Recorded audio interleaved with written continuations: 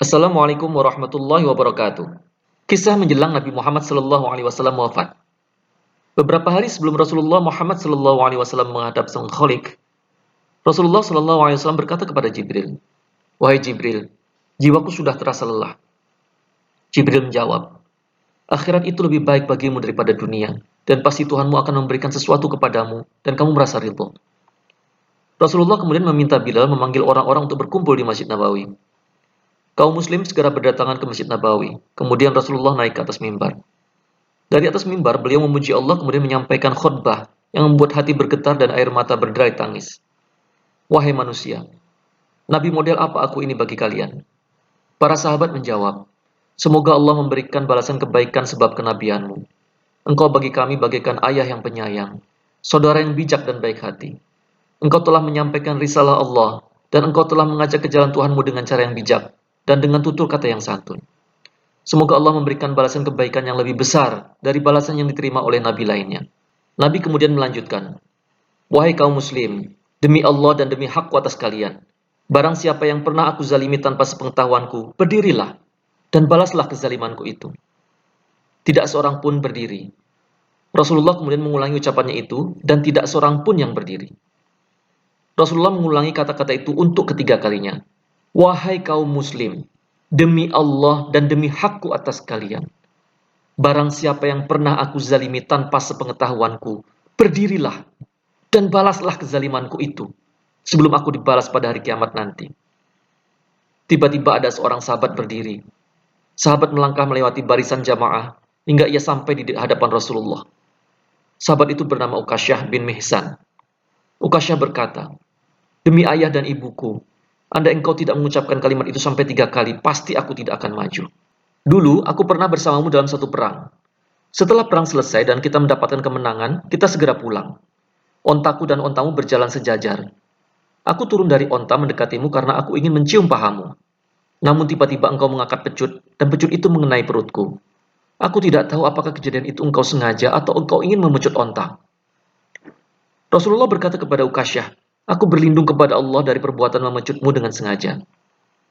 Kemudian Rasulullah merintahkan Bilal, Bilal, pergilah engkau ke rumah Fatimah dan ambilkan pecut yang tergantung. Bilal langsung berangkat menuju rumah Fatimah. Tangannya menepuk jidatnya sambil berteriak histeris. Luar biasa, ini utusan Allah meminta dirinya untuk dikisos. Sampai di rumah Fatimah, Bilal mengetuk pintu dan berkata, wahai putri Rasulullah, ambilkan pecut yang tergantung itu, serahkan padaku. Fatimah bertanya, wahai Bilal, apa yang akan dilakukan ayahku dengan pecut ini?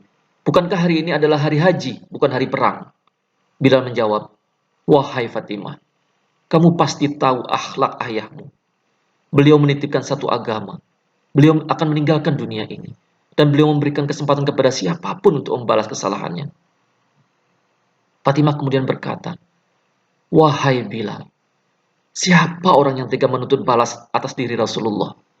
Katakanlah kepada Hasan dan Hussein agar keduanya saja yang menerima pembalasan itu sebagai pengganti Rasulullah. Minta orang itu membalas kepada Hasan dan Hussein dan jangan kepada Rasulullah. Bilal kembali ke masjid dan menyerahkan pecut itu kepada Rasulullah. Rasulullah SAW kemudian menyerahkan pecut itu kepada Ukasyah.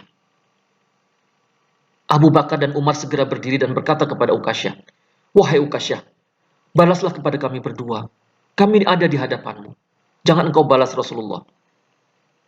Rasulullah berkata kepada Abu Bakar dan Umar, diamlah kalian berdua, wahai Abu Bakar dan Umar. Allah tahu ketinggian derajat kalian berdua. Ali pun berdiri dan berkata, wahai Ukasyah, sepanjang hidupku aku selalu bersama Rasulullah. Sungguh aku tidak tega melihat Rasulullah dipecut. Ini badanku, balaslah. Pecutlah aku 100 kali, jangan kau balas Rasulullah. Rasulullah berkata, wahai Ali, duduklah. Allah tahu derajatmu dan niat baikmu. Selanjutnya Hasan dan Husain juga berdiri dan berkata, wahai Ukasyah, engkau kan tahu bahwa kami adalah darah daging Rasulullah. Engkau membalas kepada kami sama dengan engkau membalas Rasulullah. Rasulullah menjawab, duduklah buah hatiku, Allah tidak akan melupakan kemuliaan kalian. Rasulullah kemudian berkata kepada Ukasyah, wahai Ukasyah, silakan pecutlah aku. Ukasyah menjawab, wahai Rasulullah, ketika engkau memecut perutku, perutku dalam keadaan terbuka. Rasulullah Shallallahu Alaihi Wasallam langsung menyingkap pakaiannya hingga perutnya terbuka. Jamaah semakin histeris melihat pemandangan itu. Mereka menangis menjadi-jadi. Mereka menegur Ukasyah. Apakah engkau betul-betul akan memecut Rasulullah, wahai Ukasyah? Ukasyah melihat perut Rasulullah, dan dia tak kuasa menahan diri. Langsung memeluk tubuh Rasulullah Shallallahu Alaihi Wasallam dan menciumi perutnya. Demi ayah dan ibuku, siapa orang yang tega melakukan pembalasan kepadamu, wahai Rasulullah? Ujar Ukasyah. Rasulullah berkata, wahai Ukasyah, katakanlah, kau ini sebetulnya ingin membalas atau memaafkan aku? Ukasyah menjawab, sungguh aku telah memaafkanmu, karena aku berharap mendapatkan ampunan dari Allah pada hari kiamat nanti. Rasulullah berkata kepada kaum muslim yang hadir, siapa yang ingin melihat temanku di surga nanti? Lihatlah sahabatku ini. Kaum muslim langsung berdiri mengerubungi Ukasyah dan menciumi keningnya. Mereka berkata kepada Ukasyah, alangkah beruntungnya kamu, alangkah beruntungnya kamu. Kamu akan mendapat derajat yang sangat tinggi, berdampingan dengan Rasulullah di surga. Setelah peristiwa tersebut, Rasulullah jatuh sakit selama 18 hari. Tepat pada hari Senin, Rasulullah wafat, meninggalkan dunia yang fana ini. Nabi Muhammad SAW adalah seorang nabi dan rasul. Ia dijamin masuk surga, bahkan pasti berada di tempat yang paling tinggi dan paling mulia di sisi Allah. Namun beliau begitu hati-hatinya terhadap manusia.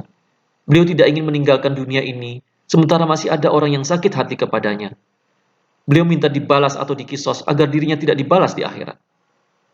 Semoga cerita ini menginspirasi. Barakallahu fikum. Wassalamualaikum warahmatullahi wabarakatuh.